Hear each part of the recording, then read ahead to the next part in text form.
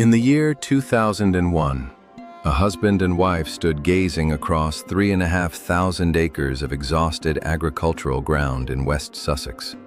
This was territory that one of their ancestral lines had cultivated for over 200 years. Yet they finalized a choice their local peers considered absolute insanity. They ceased all cultivation. They uprooted every single interior boundary. They shattered the antique Victorian plumbing conduits that had spent an entire century siphoning moisture away from their pastures. They released unconfined groups of wandering bovines, wild equines, swine, and cervids. Following that, they executed the absolutely most unimaginable action within British agrarian practice. They retreated entirely, relinquished their control over the operation completely, and allowed the natural world to dictate what the environment would transform into. A quarter of a century afterwards, the ecological assessments were finalized. Astonishingly, even the individuals who initiated this endeavor could not have conceptualized the resulting statistics. Number 1. The population of reproducing avian species multiplied by more than 9-fold. Number 2. Nightingales, representing one of the most endangered singing birds in Britain, expanded from merely one isolated zone to over 60 vocalizing male specimens. Number 3. Turtle doves, an avian variety that has plummeted by approximately 98% nationwide, are currently multiplying in this specific location, potentially making it the singular tract of territory in Britain experiencing such an increase. Number 4. The abundance of dragonflies alongside damselflies surged by well over 800%. Number 5. The area now supports one of the most expansive concentrations of purple emperor butterflies across the whole United Kingdom, observing almost 300 individuals tallied during one solitary afternoon. Number 6. Pale storks have begun building nests and reproducing.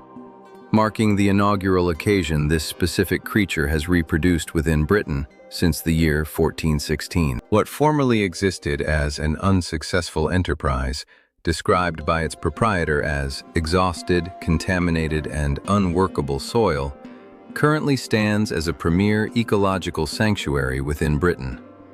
Furthermore, observe this remarkable detail. The strategy yielding these results required fewer financial resources than the traditional cultivation it superseded. I am the storyteller, presenting the comprehensive chronicle of Knepp. This narrative explores how severe economic distress compelled a 200-year-old generational estate to abandon traditional agriculture, detailing the profoundly unconventional academic theory that provided an alternative path, and outlining exactly what 25 years of rigorous empirical evidence currently demonstrates regarding the consequences of reintroducing massive fauna onto fatigued Earth and purposefully stepping aside. However, to fully comprehend the transformation of Knepp, one must first recognize its previous state. The resolution to halt cultivation stemmed not from romantic philosophy, but emerged as a final, desperate measure. Charlie Burrell received the property as a youthful individual during the 1980s. It functioned as a standard milk-producing and crop-growing operation. They cultivated wheat, barley, oats, and corn, alongside maintaining a collection of milking cows. This entire apparatus struggled endlessly atop dense clay dirt that persistently resisted becoming a fruitful agricultural resource. This mud remained freezing, damp, and uncompromisingly rigid. Harvest volumes languished beneath the standard national baseline continuously. The enterprise did not sustain itself through revenue.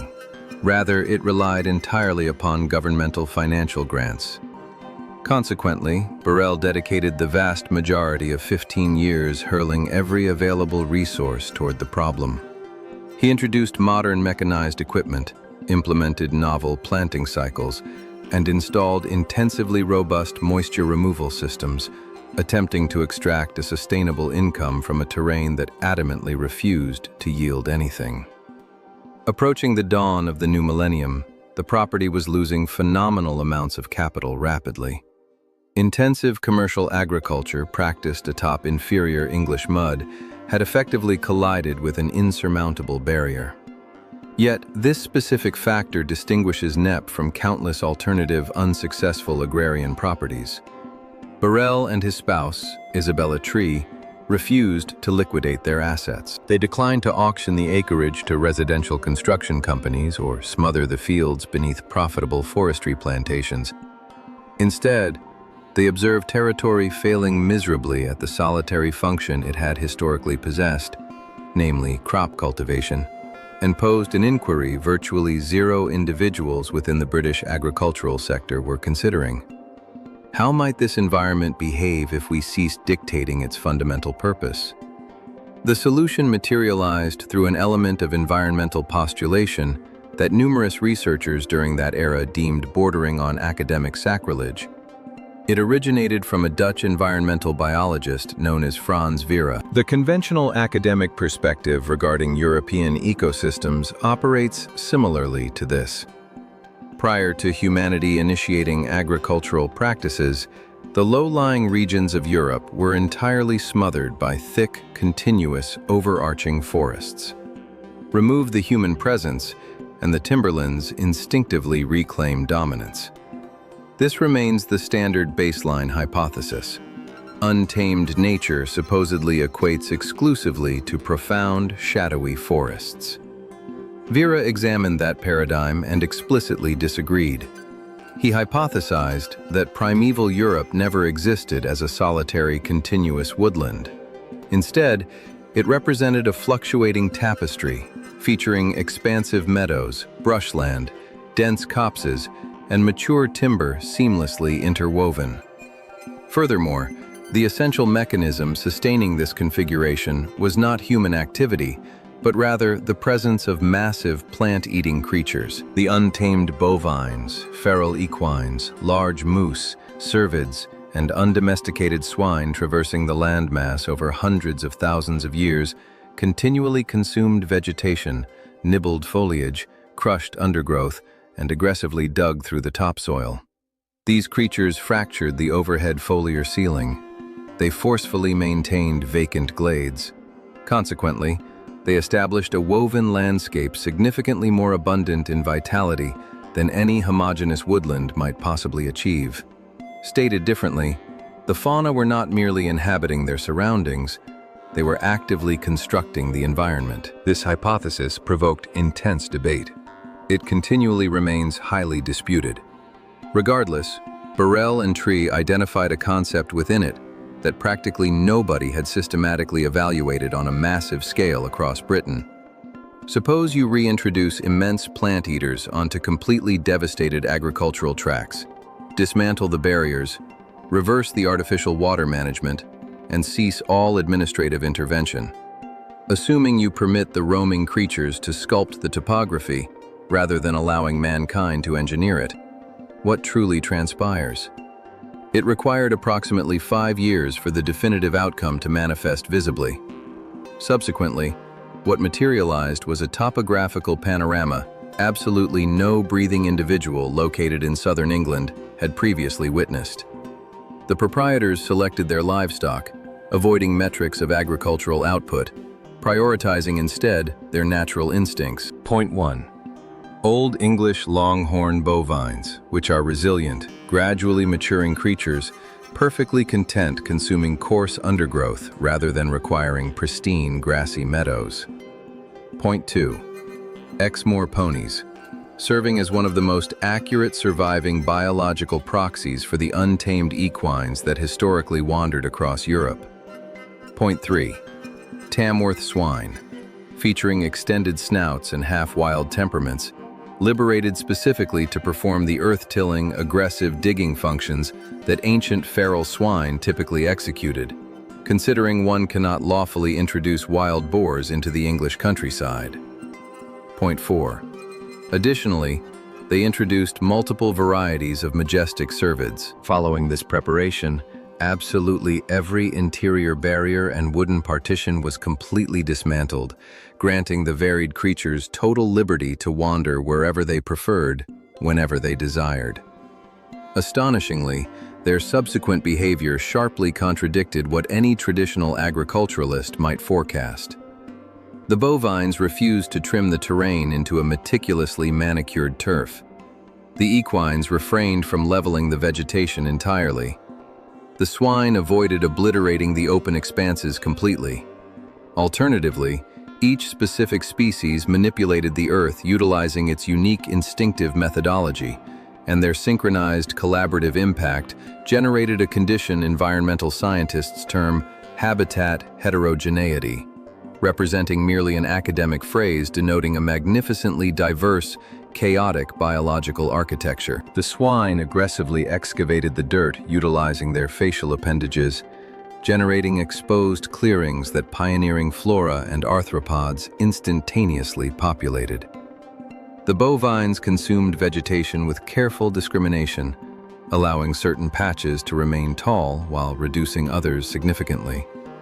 The equines aggressively decimated the thorny brush that the bovines systematically avoided. The cervids wandered peacefully amidst the newly sprouting sapling forests, preventing any singular botanical species from achieving absolute dominance. Over the course of 5 years, the meticulously organized planting zones completely disintegrated into a complex maze of dense copses, coarse savanna, juvenile timberlands, and upright deceased trunks.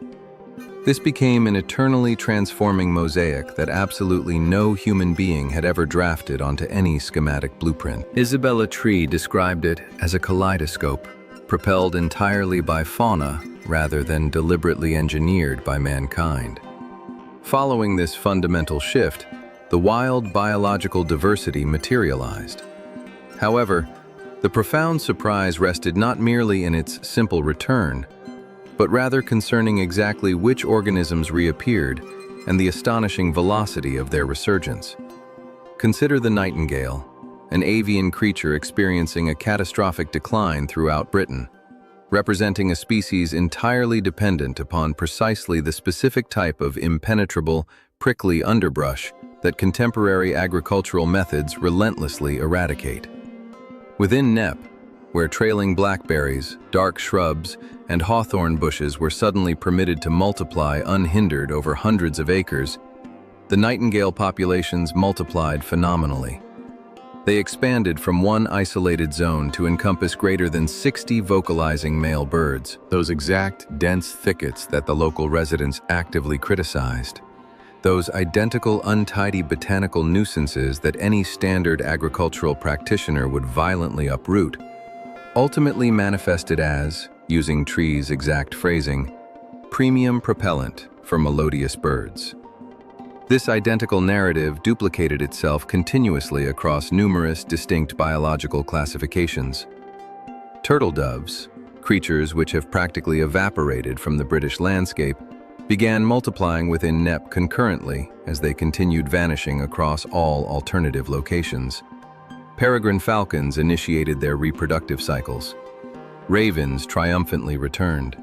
Red kites, nimble sparrowhawks, melodic skylarks, and lesser-spotted woodpeckers arrived simultaneously. Avian varieties that remained historically absent, or were merely surviving by a fragile margin, suddenly established permanent residences.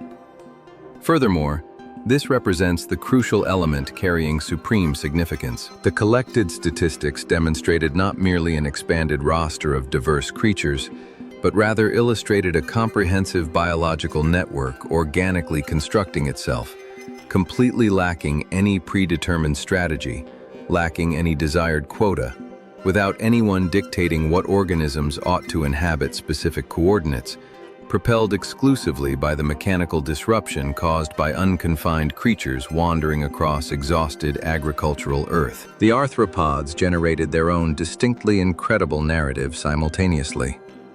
The purple emperor, representing a massive, shimmering, and notoriously evasive winged insect that the majority of British ecological enthusiasts consider themselves extremely fortunate to observe even once during their entire existence, manifested across Knepp in quantities that completely astounded professional insect researchers.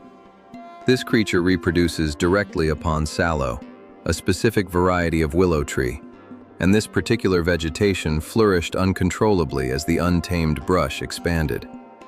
Knepp presently sustains one of the absolute largest purple emperor concentrations throughout the entire nation, boasting nearly 300 specimens documented during one solitary afternoon. Dragonflies alongside damselflies multiplied by well over 800% immediately after the historic water removal infrastructure was destroyed and moisture flooded back onto the terrain organically.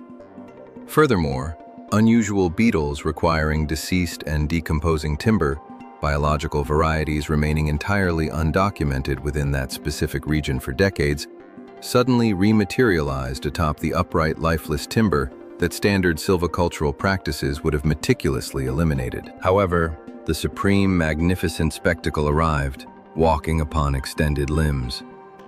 During 2016, Knepp commenced intentionally reintroducing the pale stork, representing an avian species that had not successfully reproduced within Britain since a romantic pair established a nest atop a massive cathedral located in Edinburgh during the year 1460. This marked 600 years of absolute absence. The managers established a collective of flightless storks securely inside a protected perimeter to serve as a foundational lure, effectively functioning as a biological beacon to attract the untamed traveling storks that constantly transit above southern England during every vernal season. Astonishingly, the strategy succeeded flawlessly. By 2020, the inaugural untamed couples constructed nests and reproduced triumphantly. These became the earliest pale storks birthed within the untamed British environment throughout 6 centuries. Over a handful of subsequent years, multiple dozens of adolescent nestlings successfully developed flight capabilities.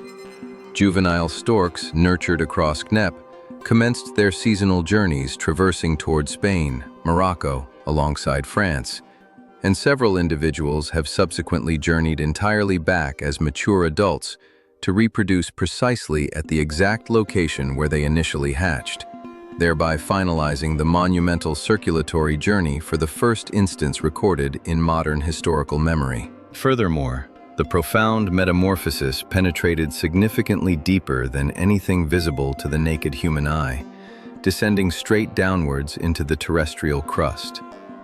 A comprehensive academic investigation discovered that the newly wild Earth of Knepp is currently sequestering atmospheric carbon at velocities matching indigenous forested environments, possessing microscopic terrestrial biology exponentially more abundant than any bordering agricultural acreage.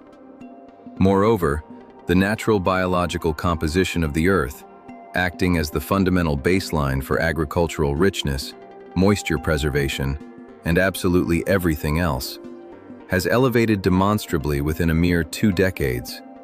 Within a nation where the vast majority of the topography is actively cultivated, and where terrestrial deterioration represents an authentic catastrophic societal emergency, this phenomenon hardly stands as a mere theoretical fascination. It operates as a definitive conceptual validation applicable to every struggling agricultural enterprise located atop inferior geographical foundations. This observation effectively transitions toward the astonishing revelation that completely shatters the most pervasive misconceptions surrounding this entire ideology. Traditional societal understanding suggests natural restoration remains a purely indulgent extravagance, an activity wealthy property proprietors engage in whenever they no longer require their acreage to generate financial returns. Knepp completely obliterates that specific assumption. The property currently generates substantial revenue through financial channels that absolutely never materialized during active agricultural cultivation. They sell untamed, roaming, grass-nourished animal proteins harvested from the unconfined grazing populations, operate wilderness expedition tourism featuring rustic accommodations alongside educational biological tours, effectively attracting tens of thousands of curious guests annually. Furthermore, they provide ecological diversity certificates purchased by industrial builders, requiring methods to neutralize their environmental destruction elsewhere. Additionally, they monetize the trapped carbon dwelling beneath those restored organic grounds. The location stands significantly more lucrative today than it ever managed while functioning as an agricultural enterprise. Moreover, it actively hires considerably more individuals across vastly more diverse occupations than the historic milk and grain endeavor ever achieved. Permitting the natural environment to reclaim dominance did not merely rescue the biological diversity, it simultaneously rescued the commercial enterprise. An exceptional, intricate element exists that beautifully unifies this entire grand narrative.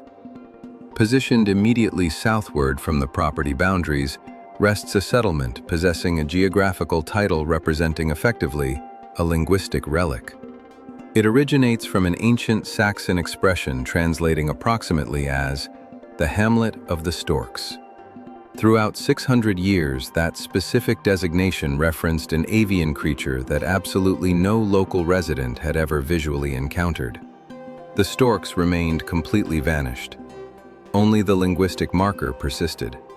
Fast forward to today, pale storks majestically revolve upon invisible rising thermal currents directly above the ancient oak canopies of Knepp, percussively snapping their elongated beaks atop magnificent structures constructed within the identical variety of majestic timber where historical medieval storks perhaps originally nurtured their precious offspring. The tiny settlement firmly bearing the stork moniker, directly within its fundamental civic identity, can joyfully observe the magnificent avian creature straight from their residential thresholds once more. The historic vocabulary has triumphantly regained its authentic significance. Therefore, retreat slightly and examine the complete overarching architecture encompassing this phenomenon. 3,500 acres, a monumental resolution forged entirely through sheer economic hopelessness by a marital partnership incapable of forcing their agrarian property to yield sustainable profits. Bovines, equines, swine, alongside cervids liberated directly onto completely fatigued mud possessing zero numerical goals, devoid of requested biological registries, lacking any administrative agenda whatsoever except allowing the beasts to physically construct the topography organically. Fast forward 25 years later, observing one of the absolute premier ecological biological reserves throughout Britain, established not by professional environmentalists clutching a schematic drawing, but rather directly by the unhindered creatures themselves, executing precisely the exact actions massive plant-eating beasts have historically performed throughout Europe for hundreds of thousands of years continually. Consequently, that stands as the profound philosophical revelation extending significantly further than a solitary rural property located within Sussex. We have squandered an immense historical period presuming that repairing the natural world requires regulating it more aggressively, implementing stricter authority, executing heavier interference, demanding additional meticulous human oversight, maintaining absolute synchronized order. Knepp represents the precise counterintuitive gamble. Ultimately, it succeeded magnificently. It intimates that, occasionally, the absolute most potent action we might execute regarding a designated tract of topography requires entirely ceasing our hostile struggle against its natural inclination, reintroducing the robust fauna that originally evolved to actively carve it, while maintaining the necessary modest grace to retreat backwards and unconditionally allow those entities to operate freely. Humanity never engineered whatever Knepp ultimately transformed into. We simply ceased functioning as an obstruction. Consequently, an entirely depleted agricultural tract aggressively surged backwards into vibrant existence. Should this narrative touch your soul precisely how it deeply affects mine, cherish these profound emotional reflections inwardly. Furthermore, deeply ponder whether additional expanses of our fatigued agricultural earth must be unconditionally relinquished towards natural processes similarly. Assuming this revelation fundamentally transforms how you visually conceptualize what an authentically thriving environment truly resembles, preserve that beautiful understanding forever. Embrace this profound optimism, simply because there exist significantly more of these environmental resurgence chronicles than you could possibly conceptualize. The natural world possesses an absolute abundance of magnificent historical accounts awaiting discovery. I remain merely the anonymous storyteller. May profound insight accompany you always.